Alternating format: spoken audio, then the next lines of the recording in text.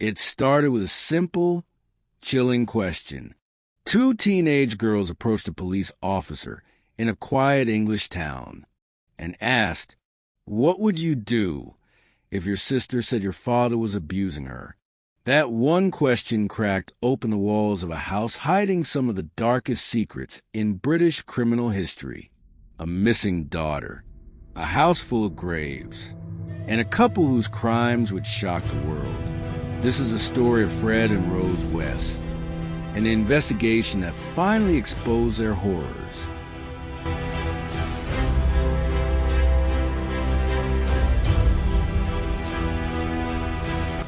Welcome back to Prison Stories.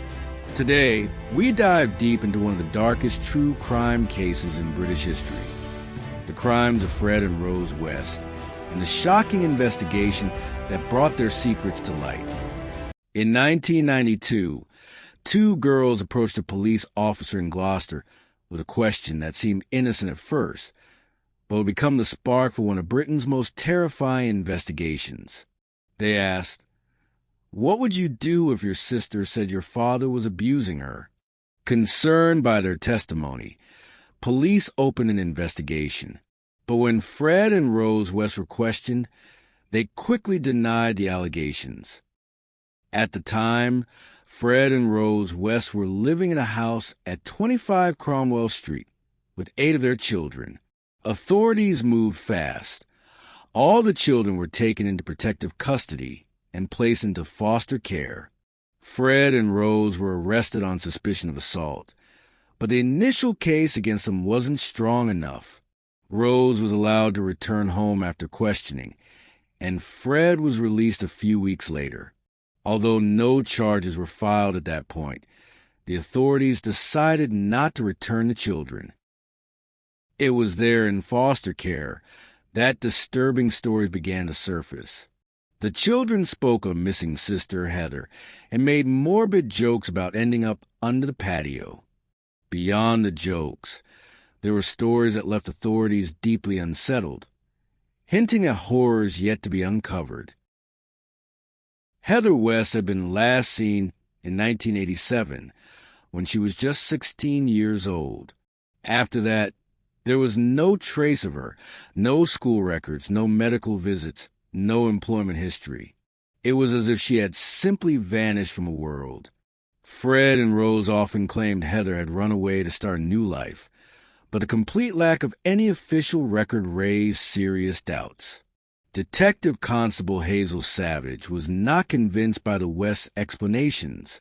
Having dealt with the family during earlier abuse investigations, Savage knew there was something deeply wrong behind the closed doors of 25 Cromwell Street.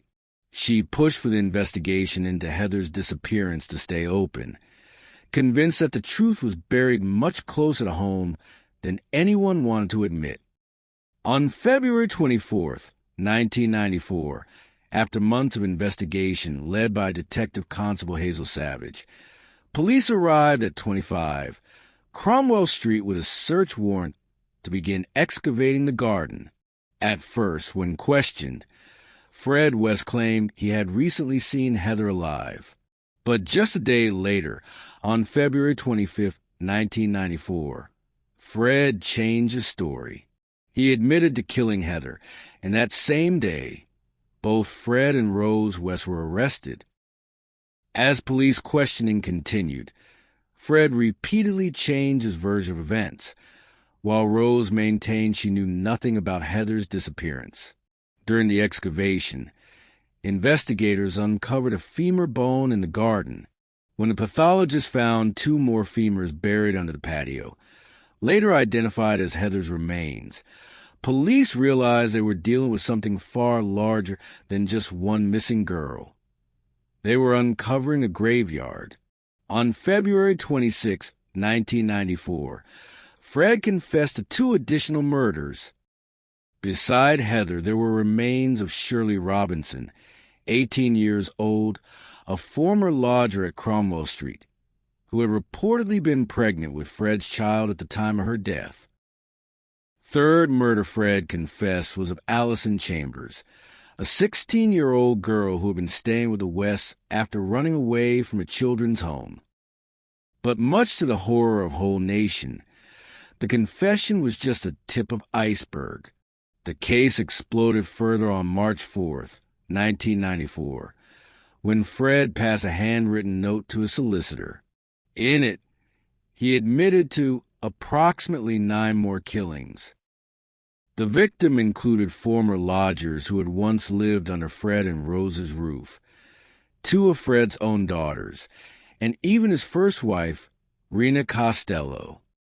Questioned further about his chilling claims, Fred West remained disturbingly calm. He explained to investigators that there were 5 more bodies buried in the cellar of 25, Cromwell Street, and a 6th buried beneath the ground floor bathroom. Most of these victims, he claimed, had been young hitchhikers or women he'd picked up at bus stops during the 1970s. Fred confessed that after murdering them, often following prolonged abuse, he would transport their bodies back to Cromwell Street, where he sexually assaulted the corpses, dismembered them, and buried them in shallow graves. The remains were hidden throughout the cellar, the garden, and under the kitchen floor, turning the house into a literal burial site of horrors. At first, Rose West denied everything, while Fred had begun to confess. Shifting and reshaping his story, Rose insisted she knew nothing about the murders, nothing about the bodies buried beneath their home. But the police weren't convinced. As investigators continued their interviews and sifted through the growing mountain of evidence, it became increasingly clear that Rose wasn't just a passive bystander. Witness statements, patterns in the killings, and physical evidence all pointed to her active participation. In some cases, even leadership in the abuse and murder of the victims. Eventually, Rose was arrested and charged, initially with involvement in Heather's death. But as the investigation widened, she was formally charged with multiple counts of murder. The facade of a housewife and mother was falling apart, revealing something far more sinister. Now that both Fred and Rose were behind bars, the world wanted to know, how did this couple become monsters? A deeper look into the lives of Fred and Rose West revealed that their backgrounds were marked by instability, control, and emotional neglect. Born in 1941 in Muchmarkel, Fred West grew up in a strict and isolated household where unhealthy boundaries and silence surrounded personal matters. His father, Walter West, was a strict and abusive man, often inflicting physical punishment on Fred and his siblings. His mother, Daisy West, was known to be cold and distant, leaving Fred with a deep sense of neglect and isolation. Daisy West, who was said to be the dominant figure in the household, she was fiercely protective of Fred and reportedly indulged him more than his siblings. Fred claimed that Daisy encouraged his behavior rather than correcting it. In some retellings, she even supported his violence at 17. Fred suffered a serious head injury in a motorbike accident. Many who knew him said he changed afterward, becoming more impulsive and detached. Some psychologists even assumed this accident may have something to do with his lack of feelings and sadistic behavior. By the time Fred was a young adult, he had already committed several crimes, including sexual assaults and acts of violence. He went on to marry his first wife, Rena McCall, with whom he had 2 children, but the relationship was short-lived. Fred's first marriage was marked by abuse and control. Fred's life took a darker turn after he met Rosemary Rose. That's in 1969, a young woman from a similarly troubled background. While Fred's childhood was abusive, Rose's childhood was even more traumatic. Rose grew up in a home marked by abuse and neglect. Her father, Bill Letts, was an abusive man who reportedly kept on assaulting her throughout her childhood to the age of 15 years old, till she met Fred West. Some reports even suggest that it continued even after she started living with Fred. This trauma would have a profound impact on her development and personality, as it often does in cases of serial offenders. Rose's relationship with her mother was also dysfunctional. Her mother, interestingly also named Daisy, was a victim of domestic abuse herself who apparently let her father carry on with the abuse to keep him happy. Rose had become known for her aggressive behavior and lack of empathy, traits that would later emerge in her relationship with Fred. Despite their troubled beginnings, Fred and Rose formed a bond based on shared cruelty, and together they created a horrific dynasty of abuse and murder. As the full weight of the investigation came crashing down, the psychological pressure on Fred intensified. While Fred initially claimed responsibility for the murders, perhaps to shield Rose, the reality of facing a public trial for the brutal deaths of multiple women proved too much.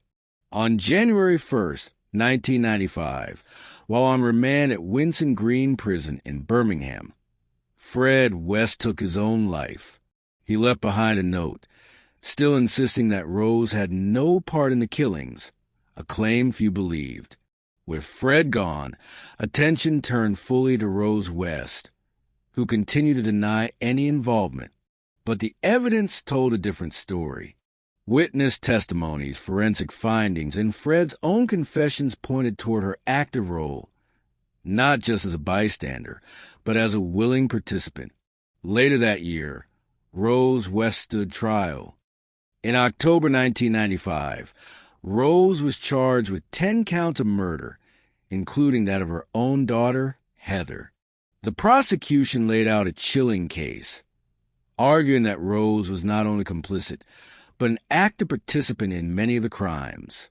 Multiple witnesses testified to her cruelty, and forensic evidence placed her at the center of the abuse that had occurred inside 25 Cromwell Street.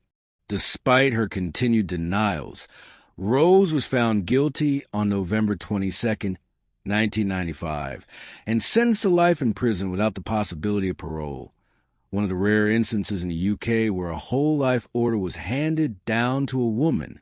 As of now, Rose West is serving her sentence at Newhall Prison in West Yorkshire.